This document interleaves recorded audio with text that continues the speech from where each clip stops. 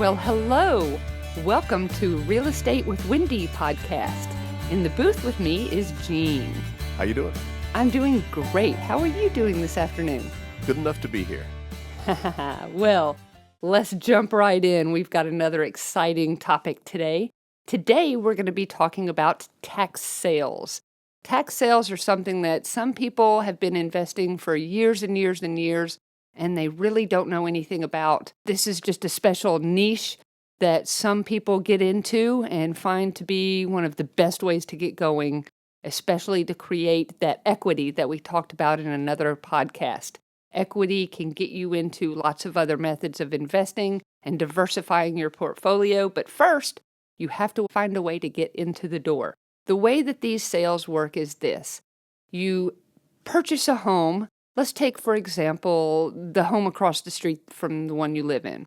Let's say it's a $200,000 house, and that's just the market value. The person who lives in this house falls ill.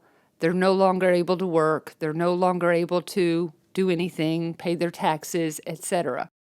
Well, the government gets kind of upset if you don't pay your property taxes, and after a while, they'll come and put a lien on your house, or if you live in another state, they will seize your property and just foreclose, take it away from you altogether. In Georgia, they will put a lien called a tax sale lien, and eventually that will be sold at auction. This process takes, anywhere between a year to 3 years probably before it comes up for tax sale.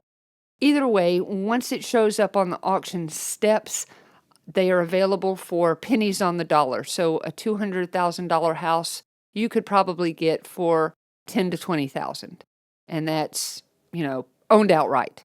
Now, the only caveat here is that you don't own it outright for the first 12 months. For the first 12 months, what you own is a lien on this property. You don't own the property itself. You just own an interest in the property that after 12 months, if the real owner who has gone into tax default has not paid this money back, plus interest, by the way, which is usually in Georgia 20%, then worst case scenario, at the end of the 12 months when, the time comes due for the person who owns the property to either pay their taxes or quit, then either you've got that property for pennies on the dollar, or you've got your money back with 20% as a worst case scenario. Obviously, you're going to want to run into the scenario where you end up with the property. That's what it's all about.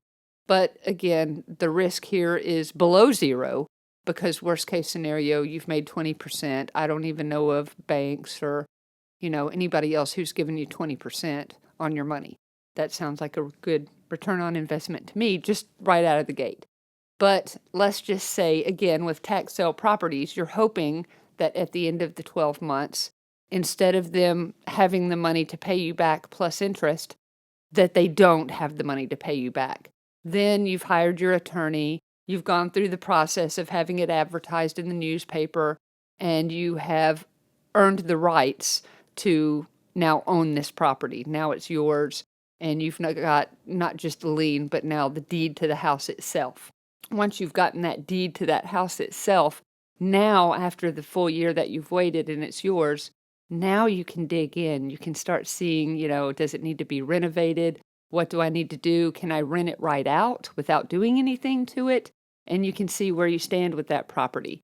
I will tell you this, there's almost never, I've been doing this for 27 years, and I have never personally run into an encounter when after the 12 months when I now own this property, that it's not worth what I've got in it. That's never happened. I've every single time walked in the door with tons of equity that I can immediately go to the bank and say, hey, I want to turn around and get an equity line or take out a loan against this property so that I can either fix it up, rent it out, sell it, do whatever method I'm going to do next. But yeah, it's tax sales. That's where we're at today. How do I find out about tax sales? Jean, do you have any knowledge of where you would get started with this, how you might open the first door? I assume there's a website somewhere? Sometimes there is. Every county is different. Georgia has, 163, 67, something like that counties. Every county is different. And in my county, I know that there is a website. There's a website you can go on. You can log in and create a user account. They'll even send you little things, ting, ting, every month. Here's the tax sales. Here's the foreclosures. Here's what's going on. I got mine 3 or 4 days ago telling me in my county when one of the 2 tax sales that takes place during this calendar year is going to be. I know when mine are, but again, every county is different. Sometimes they do it. Now, they used to, back in the day, do it like every month on the courthouse steps. Now, before you go and show up at the courthouse steps, I would say you need to contact, before you even look online, maybe call your office and say, hey, how do I get some information about the tax sales? When and where are they? How can I get involved? Is there an email address? How do I sign up for that? And again, the first thing I would do before I even look online is I would phone call the person who is actually in the office, physically go there in person and get to know this person. This is the person who's going to be your best friend in life. This is going to be the person who you want to know. They're going to give you access to things that you would not otherwise have access to. And in my personal experience, not everything is online, Jean. Sometimes you have to physically go to the county, dig through the records. If you don't do that, then you're not going to get all of the information. There is no way to get every single piece of information that exists into the internet. So, yeah, I think that there's a lot of information that can be had just by dealing with people versus dealing with the internet and looking at something online. That's a good place to start, but that's not always the direction that I like to go. I'm so old school. So the office you're going to is the tax assessor's office. Correct, yes. Did I not say that? I don't think you did.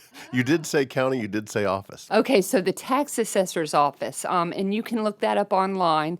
In Georgia, any county in Georgia that you're looking it up, let me just give you a little tidbit here, people. You can Google it and look it up. What is in, say, Fulton County, the Fulton County Property Tax Assessor search. And then if you Google that, it's going to take you right to the correct page.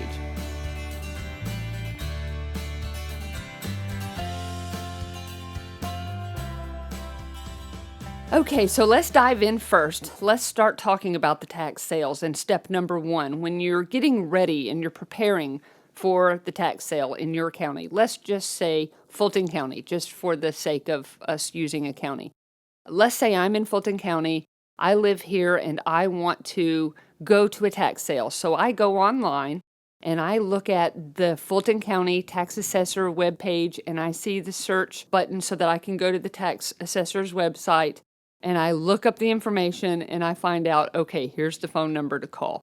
So I call the tax assessor and I say, hey, I'm interested in knowing when is your next tax sale for your tax properties. When do these delinquent tax properties get sold on the auction steps? And the lady's going to tell you, oh, that happens on so-and-so day, so-and-so month. Let's just say it's June the 15th, just to have a day.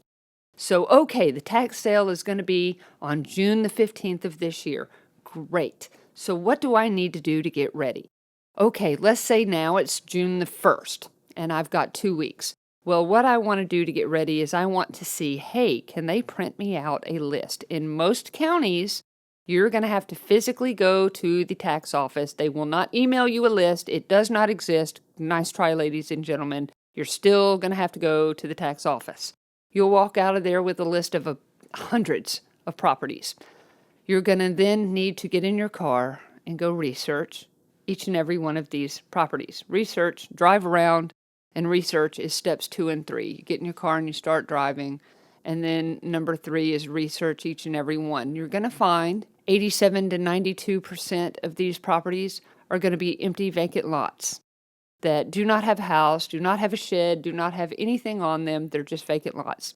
Me personally, I'm at the stage of the game where I might consider a vacant lot. There are lots of things that can be done with vacant lots. We'll talk about those in another podcast, of course. But for right now, we're just going to stick with tax sales. So we're not going to be interested in those for today's purposes. We're going to focus on, as new investors that are just starting out, what's best for the masses of people is going to be something that's got a house on it, obviously. You're going to go one by one on these lists, and you're going to go to each and every address that's listed, and you're going to see if there's a house there. You're going to look and see, is someone living there? Are the windows boarded up? Does it have a good roof? Does it have good bones? What kind of condition is the area, the house itself? You're going to have to just look at a million different things and determine what you think about that property. Me personally, if there is any sort of structure there, it's a good deal.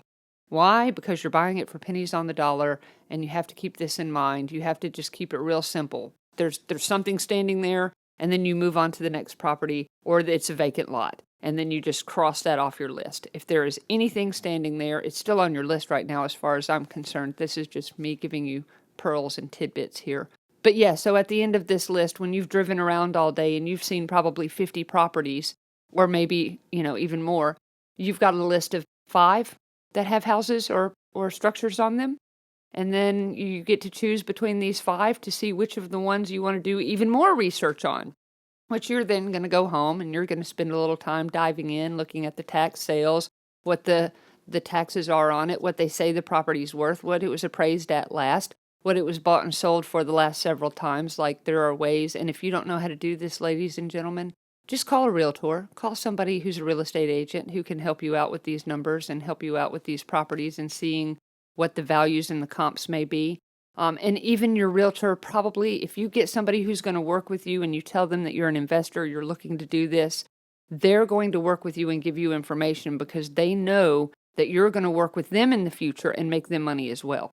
You're going to be giving them the opportunity for them to make money on those closings. So they're going to give you free information because it's not really free information. It's a meeting of the minds who are both helping each other. Find yourself a realtor. Find yourself somebody to help you run those comps, pull the numbers so that you know if it's a deal or not right out of the gate. Your realtor is going to give you that information. It's not something that you have to magically ascertain all by yourself. Find a good partner. Find a good team.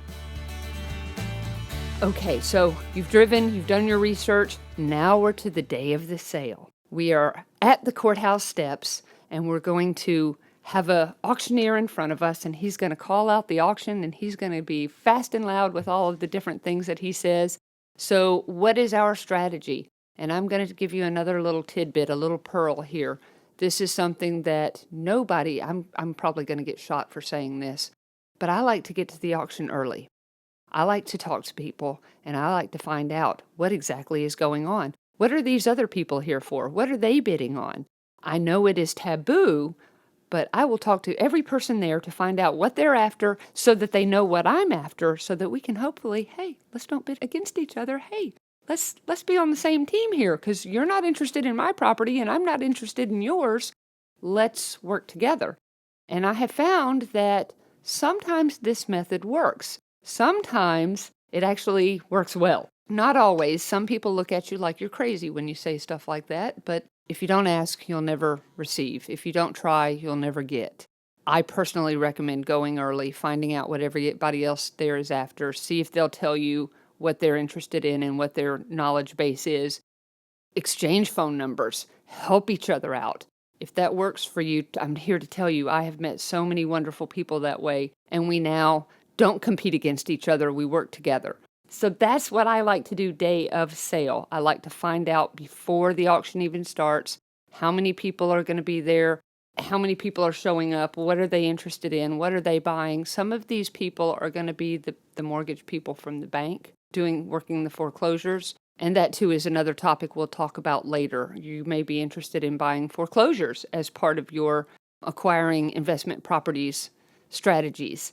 And again, when you talk to those mortgage guys that work at the bank who are buying back their own properties, you'll find out a lot of information about these foreclosures and short sales and options and things later. Those are great ways to get into real estate too. Before you show up, another thing you're going to want to do day of sale is head to your bank. You will find at the auction that you cannot take cash. They won't help you with cash.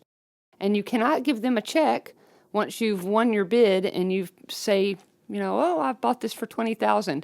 They won't take your 20 grand in cash. They won't take a personal check from you. What do you need to have? Certified funds check from your bank. That's all they'll take. Certified funds check directly from your bank that's as good as cash, but it's not cash.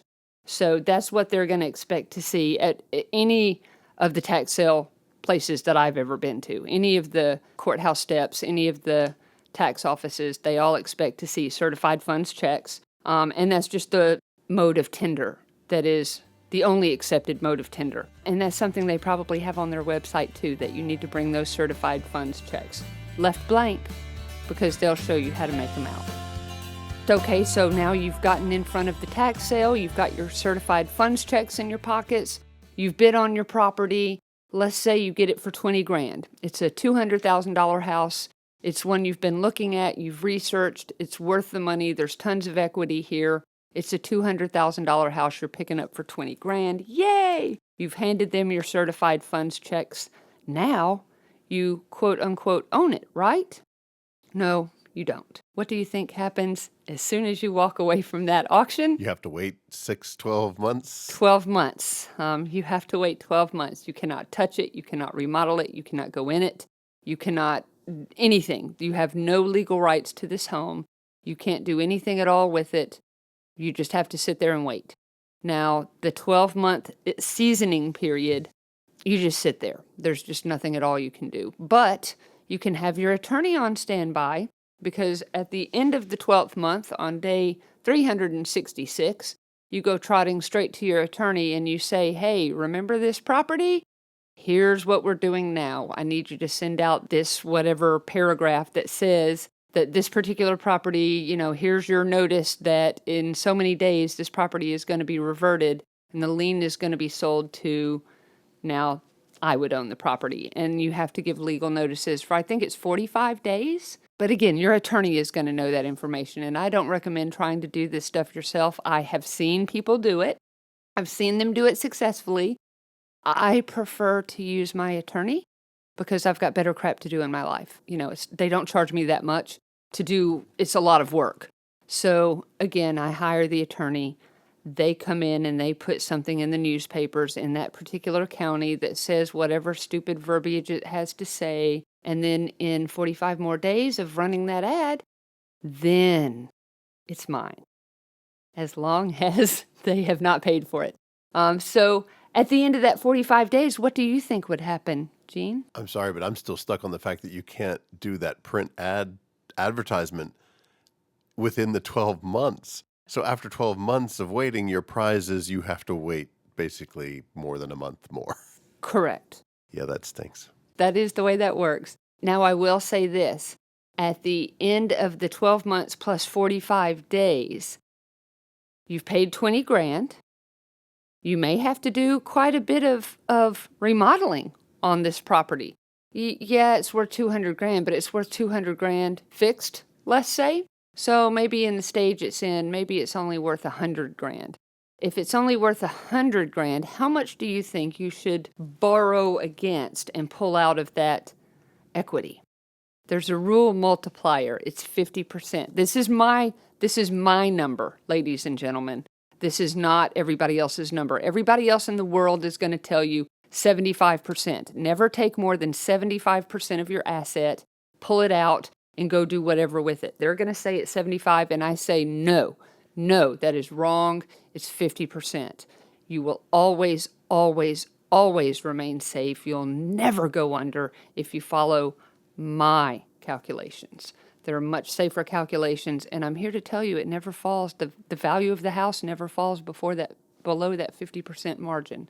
Even in 2008, when times were really rough and things were really crazy, houses' values were still within that 50% range. So I just think that's a safer way to go. Your bank will tell you that yes, you can pull out 75%, sometimes up to 80 or 85 if you have good credit. But I do not recommend that you ever do that, because that will put you in a position to where you're what they call mortgage poor or house poor. You never want to be house poor. You always want to have some equity laying around so that if something happens, some catastrophe, then you still have options. Any questions so far? Two big ones. First is, so that's a perfect scenario you just described. I've invested my money, I've invested my time. Now I need to invest a little more money, and I'm going to get a good return on my rental. So tell me a worst case scenario. I go through my 12-month waiting. Sorry, I can't get over this yet. Then I put my ad up, and then the Smith family says, I thought Uncle Eddie was going to pay those taxes. Now, that was Nana's old house. I want this back. That's my family land. And somehow they have a claim to it, or maybe they were on the deed already or whatever. What then? Oh, it's a terrible scenario. I'm here to tell you, it's just the worst possible scenario.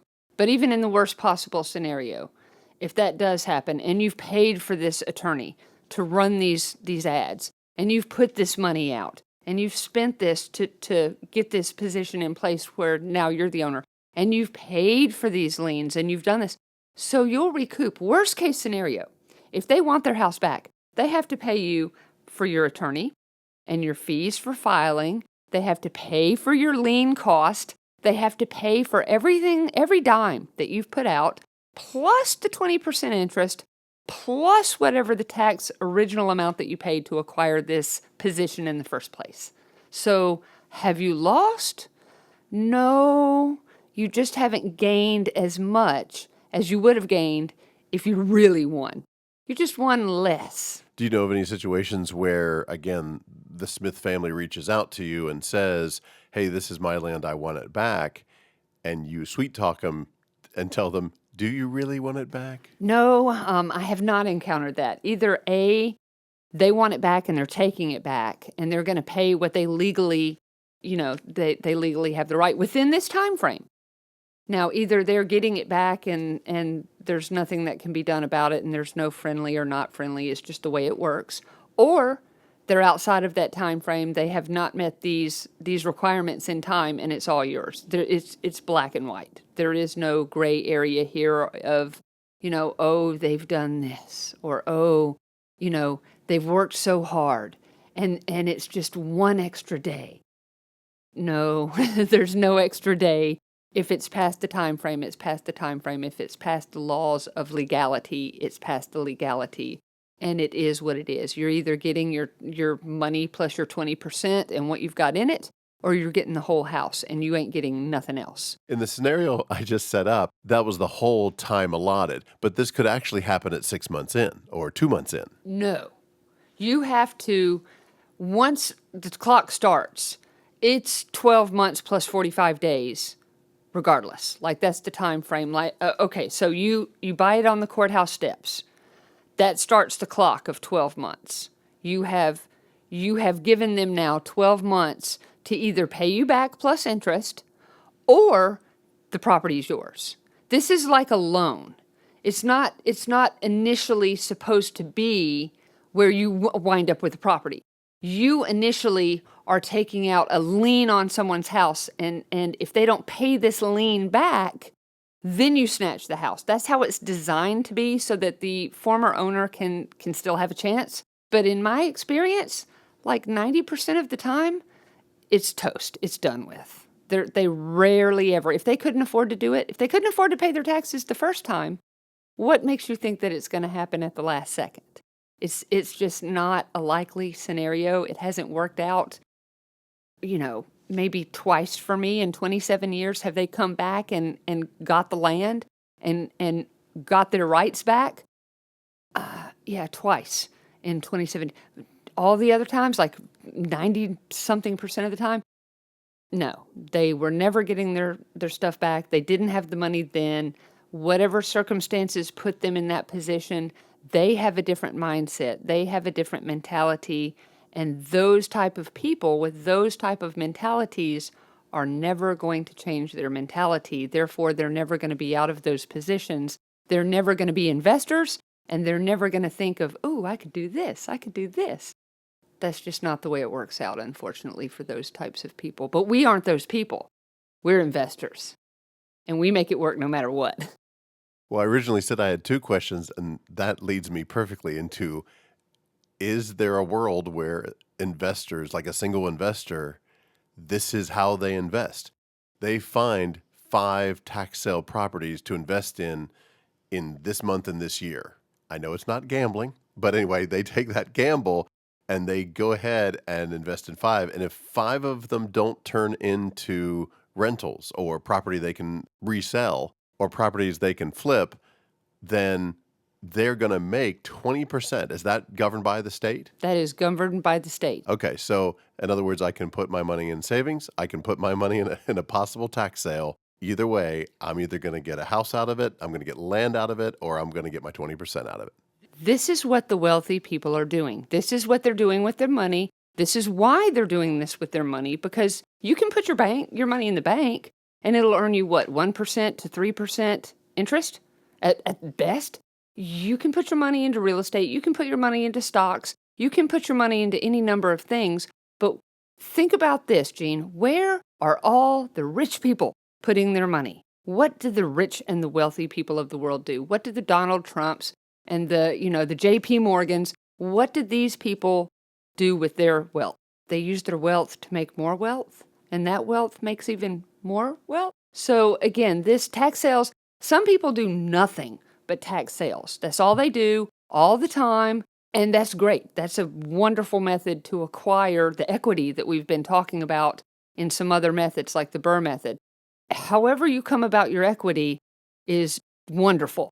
There's a million ways to skin the cat. There's a million ways to get equity. This is just another one that I use this along with a lot of other methods in my life in order to invest. It's the Investing with Wendy podcast, and we're going to talk about all of the ways to invest, all of the methods. You can try out what you like. You can go to a tax sale. You can see if you like it. If the waiting 12 months is not your thing, because that's a long time to have your money, it's not like it's $100,000, but it's a long time to wait.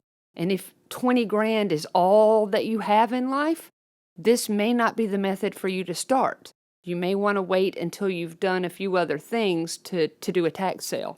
Me personally, again, it just depends on what your mentality is, how much you're willing to risk, how much time you're willing to put in. Everybody's different. But I've been to the tax sale. I've done this method, and it works wonderfully because when I walk out of there, I have to wait a year and another 45 days, and I have to follow the rules, and I have to pay an attorney. But at the end of it all, let's say it takes 25 or 30 to fix it up. So you've got maybe 55 in, and again, it's worth 200 fixed, right? So if you've got 55 cash in it, and again, only really, how much of it was your cash to begin with? 20. And then the way that you got the rest of the money to fix it was, what did you do? You pulled out that equity, right? You got somebody to give you some money on that equity. So you've got your 20K in it, but you've pulled out more and you've turned it into money to fix it. And now it's worth 200. So you can turn around and pull some more out, and you can turn that money into something else that now you're using the tax sale to start a Burr method again, and you can go in different avenues, and you can turn, a Burr method into a tax sale. You can take the money that you pull out of your equity and go play at the tax sale game. And again, these are interchangeable so that you can learn all sorts of things that you can do simultaneously to grow your portfolio. We'll talk more about your portfolio and how you need to grow it later. That's basically what we're aiming for here, is to find a property that once you've done your research, you can go to the tax sale, and with maybe only 5 grand or 10 grand, just depends on what county you're in, what area, how the houses, there's a lot of variables, but I would say for between 3,000 and 20,000 for low-end house, high-end house, you can get started and do something where, again, in less than a year, you're going to be able to turn around and turn that one property into 6 or 7 real quick. And then you're going to be a mogul. So, hey, Real Estate with Wendy.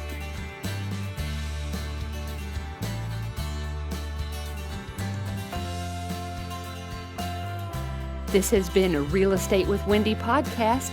I appreciate everything. Y'all have a good evening.